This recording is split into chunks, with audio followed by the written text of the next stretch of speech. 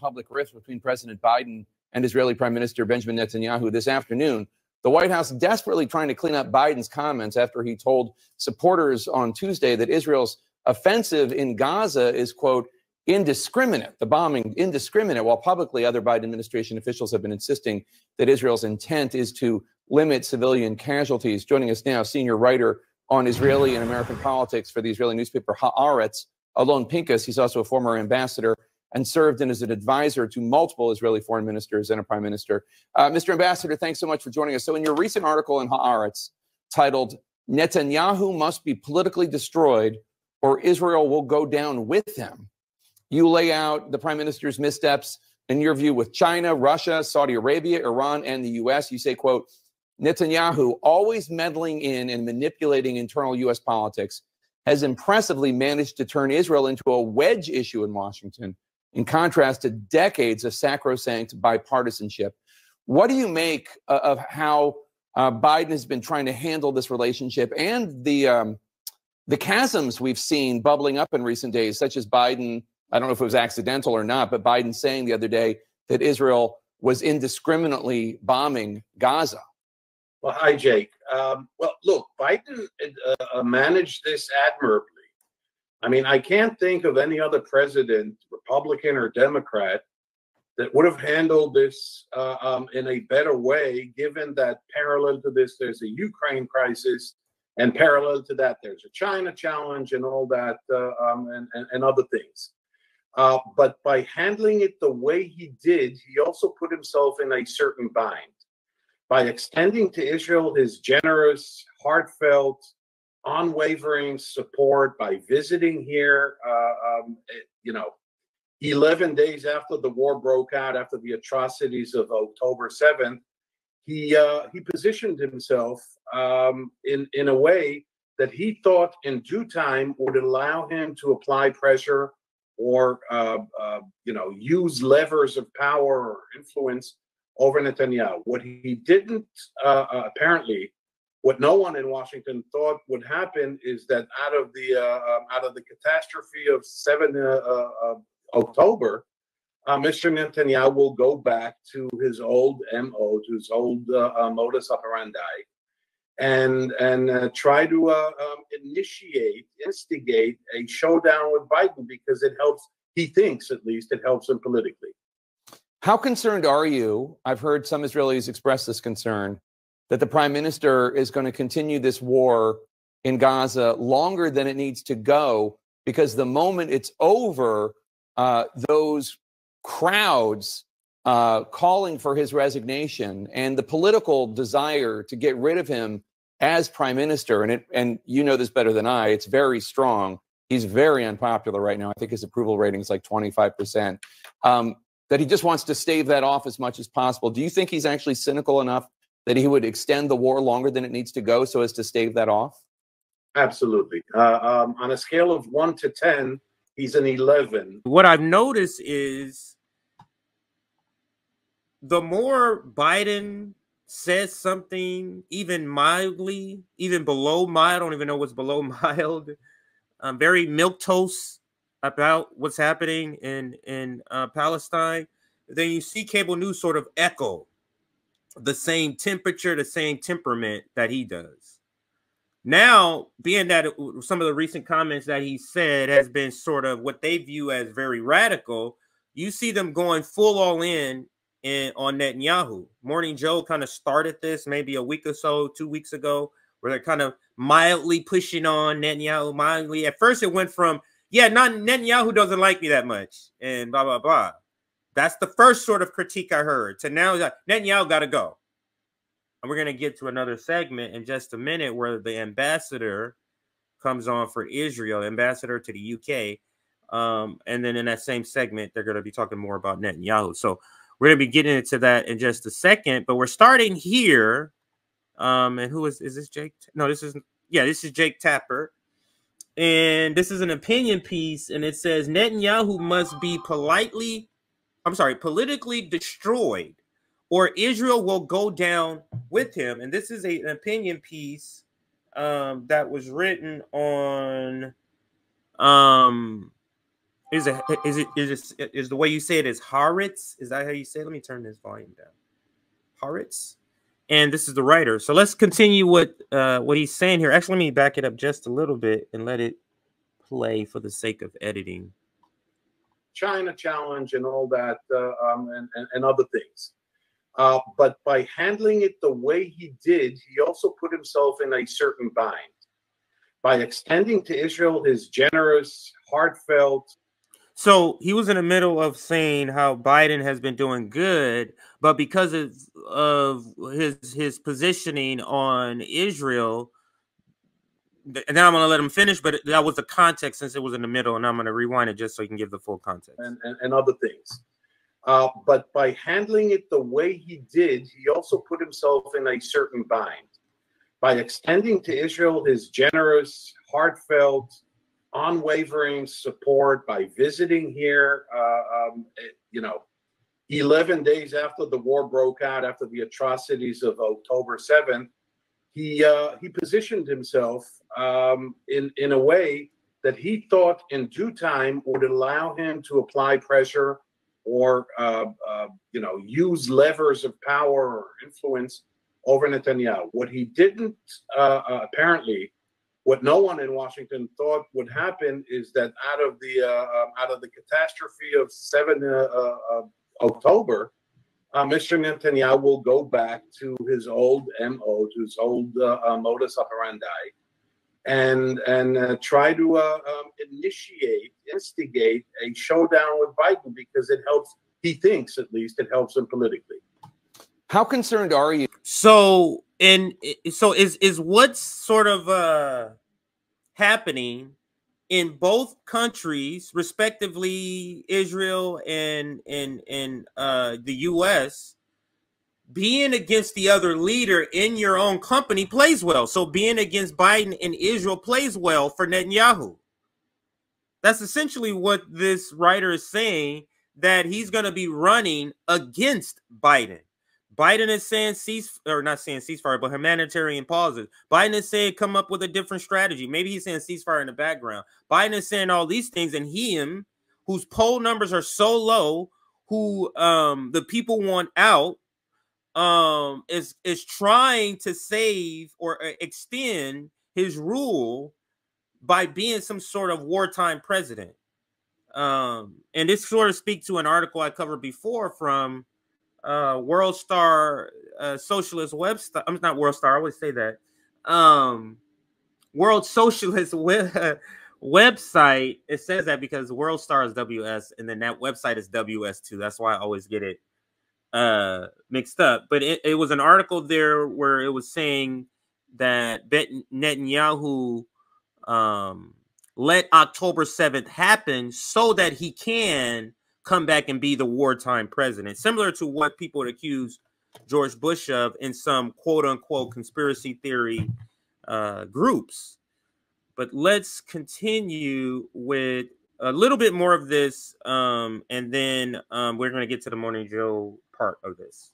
For you, I've heard some Israelis express this concern that the prime minister is going to continue this war in Gaza longer than it needs to go, because the moment it's over, those crowds calling for his resignation and the political desire to get rid of him as prime minister, and you know this better than I, it's very strong. He's very unpopular right now. I think his approval rating is like 25%. That he just wants to stave that off as much as possible. Do you think he's actually cynical enough that he would extend the war longer than it needs to go so as to stave that off? Now, you hear the question. Is he as cynical? Is he diabolical is the question I would say. Is he as diabolical as that? Now, when we're talking about serious shit, you stay within the bounds of reality. Scale, if you're trying to use a scale, 1 to 10 is the scale. So if you say 0, you're really not being serious about answering the question. You say 20 on the scale of 1 to 10, you're really not answering the question seriously. Or you're intentionally trying to be over the top because you're trying to press the point. Now, let's see what he answers this question. Absolutely. On a scale of 1 to 10, he's an 11 in terms of cynicism and so on a scale of 1 to 10, he's off the charts, according to this Israeli writer for this very well-known newspaper. He's an 11. So absolutely, he would go ahead and do the things that the World Socialist website reported on, and being the mastermind, or at least allowing October 7th happen. This is why they reports of them knowing that October 7th was going to happen, or at least knowing and having the details a year in advance. But if you're a government who wants who needs a reason to go in and exterminate a people, to ethnically cleanse and genocide a people, you just kind of go, oh, this is a warning. And you go, oh, I never got the warning. Oh, and that's what you do when you allow it to happen. But it seems like if that was the plan, that plan has fallen apart and is falling apart and continues to fall apart right in front of our eyes. Now, let's get into the next part of this. So that's Case Study QB clip. Shout out Case Study QB for that clip. Now let's get to Morning Joe, and we're going to be playing a lot of Morning Joe for different topics today. They I guess decided to cover some different topics, but let's listen here. They're going to get to the ambassador. They're going to talk about Netanyahu. So we're sort of meshing two things together. Biden allows cable news to go after Netanyahu. And then we're also talking about Israeli ambassador says no to a two-state solution. So let's listen. Morning Joe. An advanced stage of clearing an area. The 10th soldier died in a separate battle in northern Gaza. Meanwhile, in southern Gaza, the Israeli military has ramped up its attacks. According to the Washington Post, 20% of the buildings in the area's largest city have been damaged in Israeli airstrikes. President Biden criticized Israel's military campaign earlier this week at a fundraiser, saying the country is losing international support because of its, quote, indiscriminate bombings. The White House is now doubling down on that statement, saying the president's comments, quote, reflect the reality of global opinion, adding that while Israel has made some efforts to reduce civilian casualties, the Biden administration wants to see more results. Meanwhile, Israeli Prime Minister Benjamin Netanyahu is vowing to keep fighting, rejecting calls for a ceasefire amid the growing international pressure.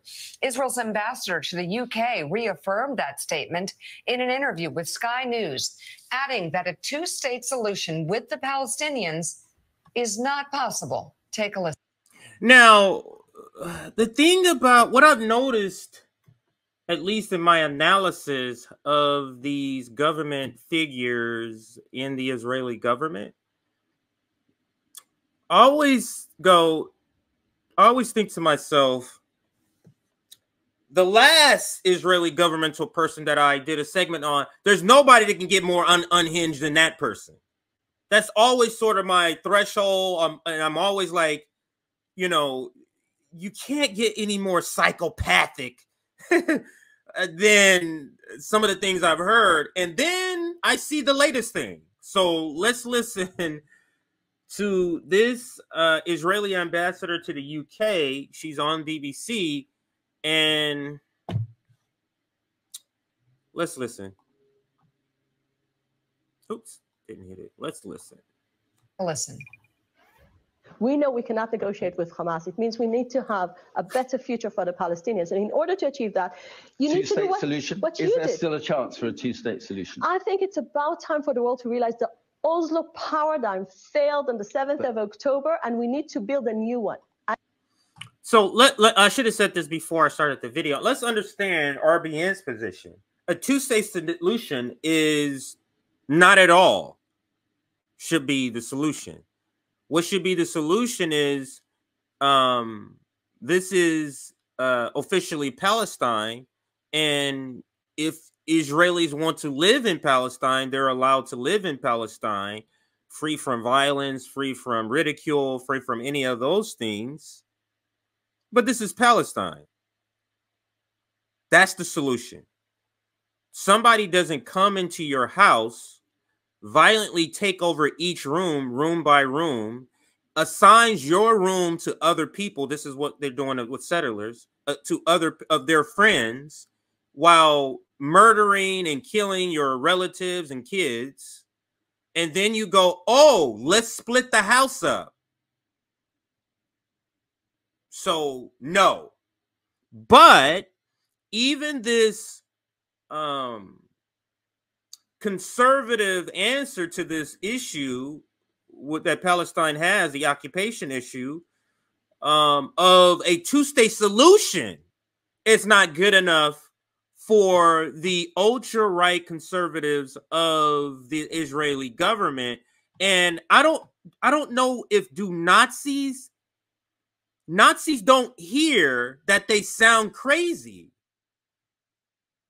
because she clearly cannot hear that she sounds crazy. But let's listen.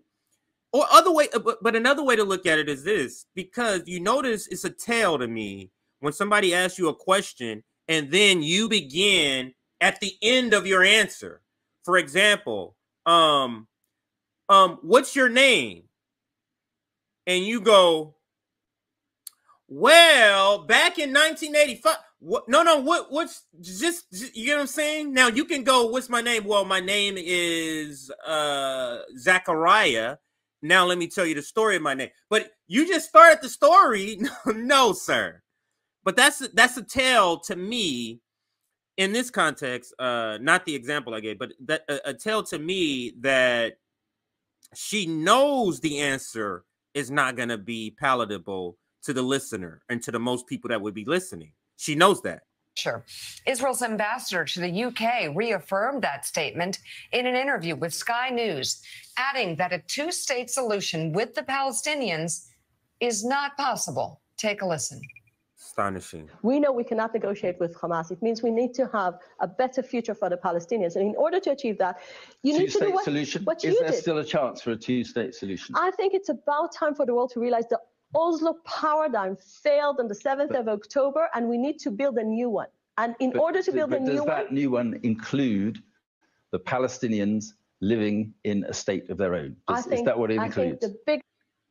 You see how she's not answering the question? Palestinians are on the other side. This is what Israel realized. I think the bigger... Let's listen to that bigger question again. Let's listen to her bigger question. Of October, and we need to build a new one. And in order to build a new one... Does that new one include the Palestinians living in a state of their own? Is that what it includes? I think the biggest question is what type of Palestinians are on the other side. This is what Israel realized. What type of Palestinian? How on earth are we talking about a two-state solution that's separate and sovereign, but they have to clear a hurdle of the people in their government have to be okay with some other. The people in their government have to be okayed by some other government. Israel has to be okay with the people who run the Palestinians. How are they sovereign then? How are they an independent country if the people they choose to lead them has to be in line with what you want? And that includes if they choose to pick leaders who say, we want to wipe China off the map. That's their choice as a sovereign country to do. So you can't go, oh, they can be free only under our terms. That's not how it works. That is quite literally the opposite of being free. And let me see here. Let's get back to the video. Unhinged. Rewind 15 seconds and let it play. Of October, and we need to build a new one. And in order to build a new one... Does that new one include the Palestinians living in a state of their own? Is that what it includes? I think the biggest question is what type of Palestinians are on the other side. This is what Israel realized on 7th of October. The answer is absolutely no, and I'll tell you why. Well, then because how can at the moment... You see? She could have said absolutely no a long time ago, but she's trying to get to the reason before she tells you the answer, because she needs to emotionally get you on her side before she delivers the answer. These are some, a person that's like, that's one of the, that type of person is a person I would run like hell from. A person who always has to deliver their answer by getting you on their side emotionally first. What is this, the Maury Povich show? You bring on, anyway, yeah, that's what the Maury Povich show does with their DNA test shows. But let's continue. No, I'll answer to the reason there is no peace Israel is because the Palestinians. How can, without offering a state to Palestine, how can there be peace? What I like about this reporter, though, is that he's not allowing her to just say bullshit. He's like, no. Get to the point. Get to the point. This is how reporters should interact with, especially government officials who just trying to deliver some written some staffer written talking points that they want to deliver for your interview, instead of engaging in a meaningful exchange of ideas. And he's not allowing that. He's like, no. Is it a two-state solution? Yeah, but she's like, oh, it tries to go. No. It doesn't include a two-state solution. And then she tries to explain, no, you're not going to do that. So I love what he's doing here. It also makes her look more unhinged. The other side. This is what Israel realized. Do they have a state? The answer is absolutely no, and I'll tell you why. Well, then because how can at there the be moment, peace? no, I'll answer to the reason there is no peace Israel is because the Palestinians. How can, without offering a state to Palestine, how? You see, how can it be peace? You see, she doesn't really want to answer that question. She wants to deliver the talking points that she has had in her back pocket, that she has been rehearsing for the last 48 hours before this interview. That's what she wants to deliver, and this guy is not allowing her to do that, at least so far in this interview. Let's let it continue. Can there be peace in Israel knows today, and the world should know now, the reason the Oslo Accords failed is because the Palestinians never wanted to have a state next to Israel. They want to have a state from the river to the sea. So the two-state solution is dead. Why are you obsessed with a formula that... Why are you obsessed with a two-state solution, sir? Like I said earlier, it doesn't appear as if, just like Nazis, that Zionists understand how ridiculous they sound to everybody else. That never worked, that created this radical people in the other side. Why are you obsessed with that? Think about it. Is that normal to carry on with a solution that never worked in the past? Okay. The Palestinians kept on denying, and now it will create another terror state. Israel is not interested in that. That is Israel's ambassador to the UK speaking yesterday.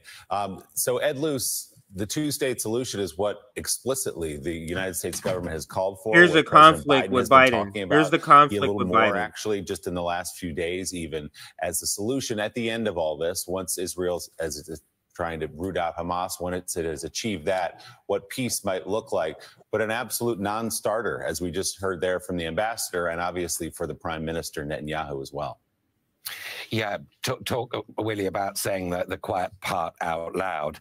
What she said very explicitly there is what Netanyahu has been making sort of very clear in other words, since October the 7th, but actually since he began his political career. He has always been opposed to a Palestinian state. His selling point as Israel's leader, and in multiple elections he's been re-elected, has been that he will provide security to Israelis. Well, he's completely failed to do that. The intelligence failure on October the 7th is being laid at his door. He would lose an election now. So he's looking for another tagline. And instead of me being Mr. Security, he's going to be Mr. No Palestine. That's what he's going to fight the election on. And of course, that directly clashes with what the Biden administration is saying the day after goal should be. And this could quite possibly be the reason why Joe Biden and cable news is being allowed to sort of go after Netanyahu, because Netanyahu has been unpopular. On October 8th, Netanyahu was unpopular. Netanyahu was unpopular during Thanksgiving. But this hard push is because now it's coming out that this right-wing, and they can call it ultra, it's the same thing to me, right-wing government that is surrounded by Netanyahu. And we've all reported on how this new government is even to the right, like Netanyahu is to the left of some of these people, but he's happy to go along as long as he stays in power, as you can see. And let's let the video continue, and then I'll kind of get to the next thing in this situation. And I don't really see any way around that. This split is going to get worse and worse. Netanyahu will run against Biden. In spite of Biden being his best friend, there's only one friend that Netanyahu has, and that's himself. So we're going to see this. And this is the second guy, or the second person. You saw it in the Jake Tapper interview with the guy, the writer of over at Haaretz, the opinion writer, saying the same thing, that Netanyahu will be running against Biden. So that's very curious to me. But I do want to, I'll let it play a little bit more, because he does say another point. I think I have written down here. Split got a lot worse. And it's going to be the basis of Netanyahu's re-election campaign next year. You know, Jonathan Lemire, following the heinous attack of October 7th, we talked about the importance of keeping things in context and talking about the heinous attack. We're now a month or two past, and we see somebody who is doing things that damages Israel in the eyes of the world every day. Benjamin Netanyahu. I mean, here's a guy we found out that was begging Qatar to keep funding Hamas, giving him billions and billions of dollars weeks before the attack. Qatar said, "Do you want us to keep giving Hamas money?" And the answer from Netanyahu's government was yes, keep giving him money. Netanyahu's government had the secret plans written down that Hamas had to destroy, to go through the gate and to rape, detailed document, burn, kill, shoot Israelis, and the Netanyahu government ignored it. And we can go on and on. But this is when anybody in Israel is asked why, it's because he was so obsessed with avoiding a two-state solution that he made a deal with the devil. He, quote, was buying quiet. Netanyahu cozied up to Hamas, and Israelis are dead. More Israelis are dead in this attack than any time since the Holocaust. And Netanyahu and Netanyahu's people are saying, we're going to keep doing what we've been doing over the past 10 years. We're going to keep telling the world to go to hell. We're going to say no to a two-state solution, and we're going to do whatever it takes, even if it makes Israelis and Jewish people at home and across the world less safe. We're going to do it. I'm sorry, we can't be a partner with this guy forever. We just can't. We can't be a partner with a guy that allowed Jews to be raped, shot, killed, and burned, and his government did nothing. It feels like what they're going to try to do is make it seem like a Marianne Williamson sort of stance on Israel. It's all Netanyahu and the right-wing Israel. If they weren't there, that's the okay Israel. Like Israel wasn't terrible before this so-called ultra right-wing government. But it's the same stance that Marianne Williamson takes. So maybe because of the pollings they're seeing on Palestine, they're going to take that position. It's yeah, we're against what's happening over there in Israel because of Netanyahu, while still funding them, while still sending weapons, because the problem is not the weapons or the funding, it's Netanyahu.